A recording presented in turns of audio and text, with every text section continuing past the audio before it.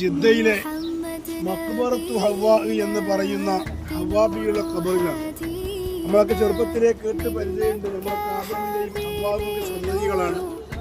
അതുകൊണ്ട് തന്നെ ഹവ്വാ റളിയല്ലാഹു അൻഹ ജിദ്ദയിലും അതുപോലെ തന്നെ ആദം നബിയെ സിലോണിലും അള്ളാഹു ഇറക്കി.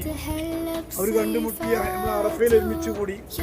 അത് പറയപ്പോ ഹവ്വാന്റെ ഖബർ ഈ മഖ്ബറയിൽ ഉണ്ടെന്നാണ്. അതുകൊണ്ട് തന്നെ ഈ ഖബർസ്ഥാന്റെ പേര് വെച്ചിരിക്കുന്നതാണ് മഖ്ബറത്തു ഹവ്വാ എന്നാണ്. ആ വല്യമ്മാന്റെ ഹദറത്തിലാണ് നമ്മൾ എത്തിയിട്ടുള്ളത്.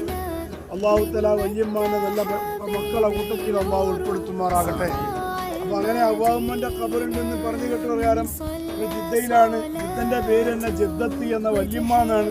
ആ വല്യമ്മ ഹവ്വാഉമ്മയാണ്. ഹവ്വാഉമ്മന്റെ പേരിലാണ് ജിദ്ദയെ അറിയപ്പെടുന്നത്. അല്ലാഹു തആല നമ്മുടെ ഈ സന്ദർശനം അല്ലാഹു സ്വീകരിക്കുമാറാകട്ടെ. ഒരുപാട് മുഅ്മിനാത്തിന്റെ ഖബറുകളിൽ അല്ലാഹു പുറത്തു കൊടുക്കുമാറാകട്ടെ. ഹവ്വാഉമ്മന്റെ കൂടെ സ്വർഗ്ഗലോകത്ത് അല്ലാഹു ഒരുമിച്ച് കൂട്ടി തരുമാറാകട്ടെ. നമ്മളെ ഈ സിയാറത്ത് അല്ലാഹു സ്വീകരിക്കുമാറാകട്ടെ. ഒരുപാട് മഹാത്മാക്കൾ അന്ത്യവിശ്രമം കൊള്ളുന്ന ഖബർസ്ഥാനാണ്. അല്ലാഹു സാലിഹീങ്ങളെ ദറജ അല്ലാഹു വർദ്ധിപ്പിച്ചു കൊടുക്കട്ടെ.